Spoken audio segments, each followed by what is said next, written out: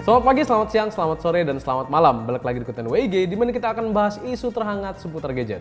Bersama saya Afif, berikut adalah waktu Indonesia bagian gadget.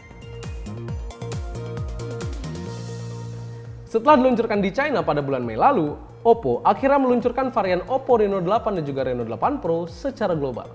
Namun ternyata terdapat sejumlah perbedaan yang ditemukan dari Oppo Reno 8 series yang diluncurkan di pasar China dengan varian yang baru diluncurkan secara global. Pertama, peluncuran Oppo Reno 8 series versi global hanya menghadirkan dua model, yaitu versi Oppo Reno 8 dan juga Oppo Reno 8 Pro. Sedangkan di China ada tiga model, yaitu versi Oppo Reno 8, Oppo Reno 8 Pro, dan juga Oppo Reno 8 Plus.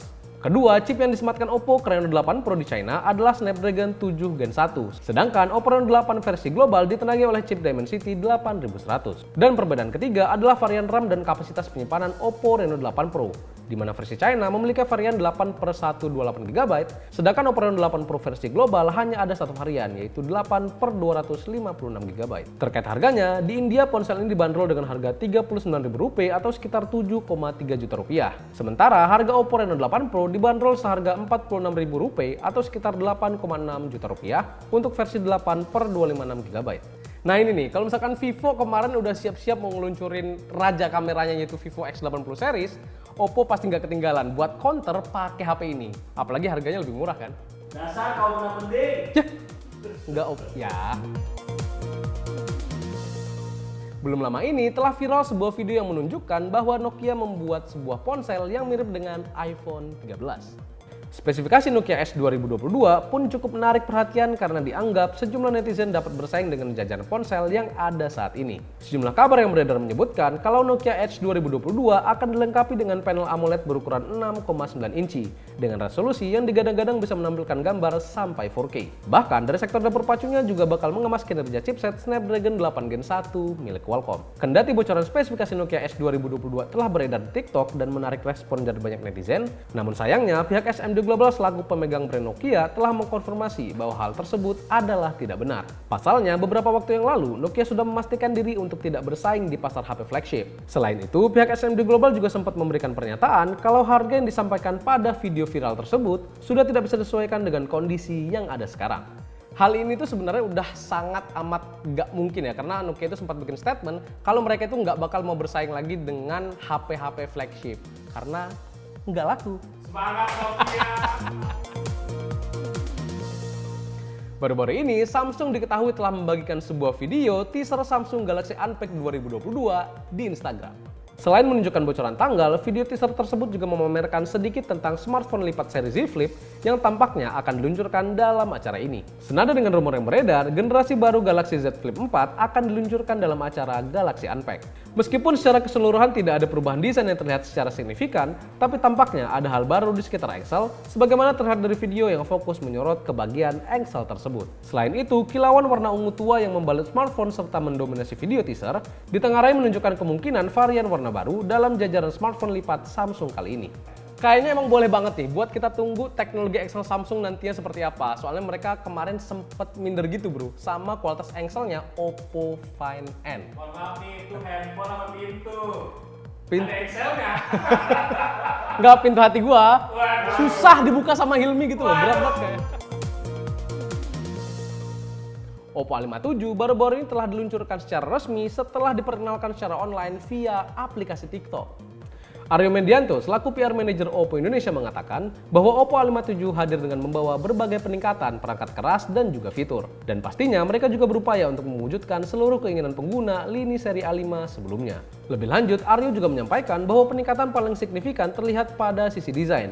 Membuat smartphone ini membawa desain paling keren di kelasnya, apalagi dengan berbagai teknologi yang pertama kali diterapkan pada lini seri ini. Di mana perangkat ini menjadi yang pertama menggunakan desain retro modern dengan finishing Oppo Glow. Terkait harganya, Oppo A57 dijual dengan harga Rp2.399.000 dengan cashback senilai Rp100.000 apabila melakukan pembelian bundling dengan perlindungan Oppo Care.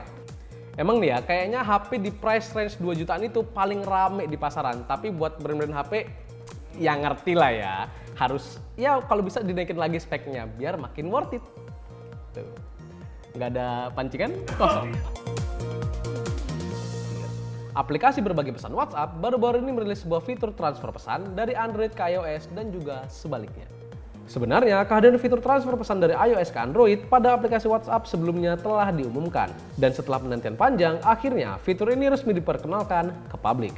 Dilansir dari GSM Arena, untuk dapat mencicipi fitur baru yang memungkinkan untuk transfer chat di WhatsApp ini, pengguna hanya perlu untuk melakukan update aplikasi di App Store maupun Google Play Store. Proses transfer chat di WhatsApp dari iOS ke Android ini tidak hanya memindahkan isi pesan, namun juga foto profil, chat personal dan grup, media, hingga pengaturan WhatsApp. Meskipun sudah sangat memudahkan, namun sayangnya pengguna WhatsApp masih belum bisa melakukan transfer histori panggilan yang ada di iOS menuju Android.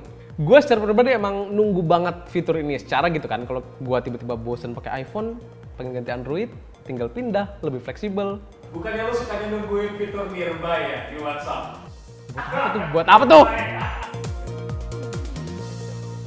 Dua ponsel baru Motorola yaitu Razr 2022 dan juga Edge X30 dipercaya akan diluncurkan secara resmi pada tanggal 2 Agustus 2022 mendatang. Bicara soal spesifikasi yang digunakan, Razr 2022 dipercaya merupakan langkah yang sangat besar dari Motorola, di mana kali ini mereka menyematkan chipset Snapdragon 8 Plus Gen 1 yang sangat kontras jika dibandingkan dengan Snapdragon seri 7 pada varian Razr sebelumnya. Selain itu, Motorola Razr 2022 juga dipercaya akan membawa layar seluas 6,7 inci 120Hz yang dilengkapi dengan kamera ganda di belakang beresolusi 50 MP dan 13 MP, serta satu lensa kamera selfie beresolusi 32 MP. Di sisi lain, Motorola Edge X30 Pro dan juga X30 Ultra dipercaya akan menjadi salah satu ponsel pertama di dunia yang menggunakan sensor kamera ISOCELL HP1 200 MP berdampingan dengan dua lensa lainnya yang memiliki resolusi 50 MP dan juga 12 MP. Entah kenapa nih ya, gue secara pribadi itu lebih into ke si Razr ini dibandingkan dengan Samsung Galaxy Z Flip. Mungkin karena gue ada nostalgia pribadi aja mungkin ya. Di zaman SD gue pengen apa itu tapi belum ada duitnya buat beli. Iya, Samsung ya. Sebelum kita masuk ke update berita terakhir, alangkah baiknya buat kalian sempat ketinggalan terkait update berita dari minggu-minggu yang lalu, langsung aja cek channel YouTube Pricebook dan juga playlist Waktu Indonesia bagian gadget. Baru-baru ini telah beredar sebuah tampilan gambar yang memberikan bocoran fitur terkait update MIUI 14. Beberapa perubahan terlihat dari bocoran tangkapan layar tersebut. Yang pertama adalah, nantinya aplikasi galeri akan memiliki fitur pengenalan teks, sehingga memungkinkan pengguna untuk menyalin teks dari sebuah gambar. Selain itu, MIUI 14 juga akan meningkatkan perlindungan anti penipuan yang akan mengarahkan jari ke panggilan, pesan, dan juga aplikasi yang mencurigakan. Versi baru tersebut nantinya juga akan membantu kalian untuk mendeklarasikan pemberitahuan dan menghadirkan antarmuka asisten yang telah dikerjakan ulang. Bahkan, tampilan aplikasi jam nantinya juga akan terlihat mengalami perubahan. Dilansir dari My Drivers, bahwa Xiaomi di tahun ini tidak akan mengeluarkan versi MIUI 13.5 seperti pada tahun sebelumnya, melainkan akan langsung melakukan upgrade ke MIUI 14. Kalau dari sisi gue nih ya, gue menganggap kalau upgrade-nya tadi itu agak masih kurang gitu. Gue tuh lebih terfokus pada lebih baik lu kurang-kurangin iklan sama kurang-kurangin bug. Iya, udah iklannya. Tuh kan, bewok tuh Mi Fans aja komplain, apalagi gua. Sekian dulu berita terupdate dalam satu pekan kebelakangan kali ini. Saya Afif dan segenap kru yang bertugas pamit. Terima kasih dan Assalamualaikum. Sobat manis lu.